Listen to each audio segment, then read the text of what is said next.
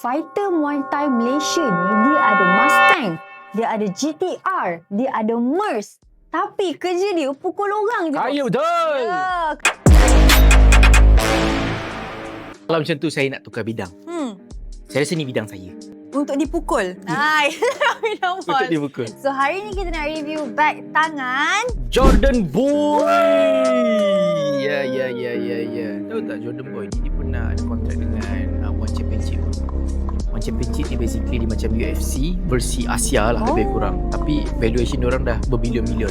So pada saya whoever fighter-fighter Malaysia yang dapat kontrak One Championship, contoh macam Jordan Boy, macam Jojo, memang salut lah, respect. One Championship. Saya tak dapat masuk One, saya dapat masuk Two. Rupanya tak ada orang. So saya menang lah, faham tak? So ini Jom, korang kalau nak shopping ataupun jual handbag dan juga Rolex, klik link dekat bio. Jangan lupa follow. Ini adalah LV Kipal Bandolier B25 lah. Kipal 25 ni basically size dia kecil. Orang kata apa ni, men's kipal. Kalau yang besar sikit, kalau untuk perempuan kita panggil apa? Speediak. Kita panggil Speediak. Kalau besar sikit tu kita panggil kipal. Kipal biasanya dalam kipal 45, 55 macam tu, bag duffel tu. Tapi yang ini adalah 25. Kelebaran dia ada 25 cm. Tapi kalau tengok ini macam seasonal punya ni, mahal ni.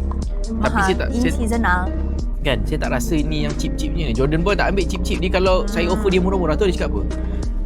Dia pukul saya. My level. Kamu tahu tak kenapa saya berkulit gelap? Bengkak.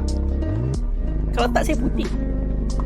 Harga ni tak mahal sangat. Cuma RM12,000 sahaja. Kenalah dengan style dia. Tapi ini kasut LV, jaket LV, jam Rolex, rantai diamond. Memang betul lah, saya memang kena tukar bidang lah. Bila saya boleh masuk start Muay Thai? Tolong aku dari sini.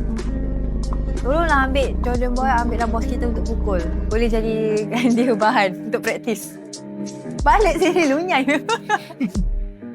Jom shopping dan jual melalui Icon Lux. Jimat sehingga 70%, installment serendah RM5 sehari. Jual dan konsign item anda dengan kami. Cepat, DM kita sekarang.